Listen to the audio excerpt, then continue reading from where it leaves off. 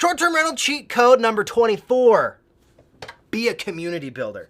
Now, when you're being a community builder, it's awesome. It's not just about what you're doing with guests, right? You're building a community of cleaners, of maintenance professionals, of other hosts, people that you can rely on. Because sometimes you're gonna be all the way booked and you're like, oh, how can I provide value to those in my community? Now, being a community builder, it goes deeper than just having a transactional relationship.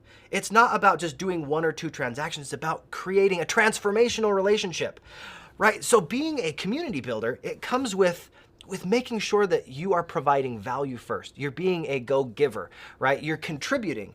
And as you're contributing, not just with the information that you're sharing with other people, but with the love and the care that you're sharing, it's absolutely phenomenal. Next, let's talk about the law of reciprocity.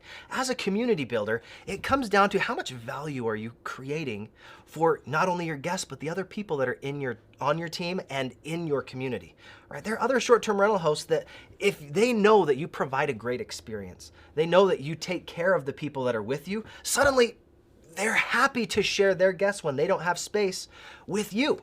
Right? I've had this experience multiple times where another short-term rental host that I've communicated with has given me someone that they couldn't host simply because of the way that I treated them. And it comes down to, are we willing to give more than we get?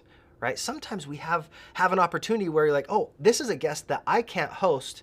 Who is it that I feel comfortable with sending that guest to that I know they'll have a good experience? Let me give you an example of this law of reciprocity in action. I had a really late night one night where my friend Tracy, she's like, hey, my AC unit absolutely went out.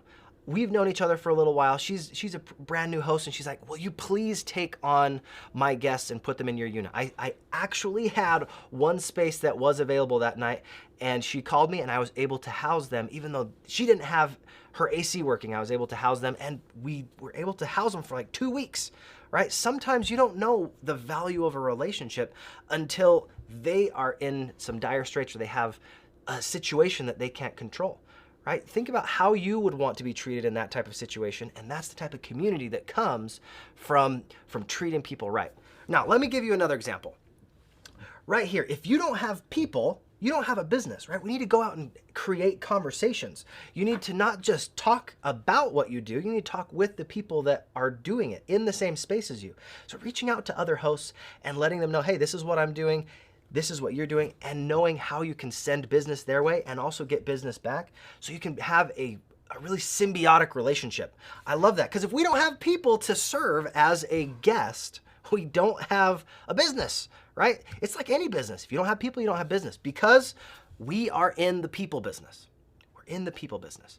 Every single business, if you don't have leads coming in and you don't have the opportunity to fulfill on those requests well and keep that relationship and build the community, what is your business doing, right? We're in the business of helping people and making sure that we have the accommodations that they want and provide them the good experiences that they need. Remember, we're in the people business.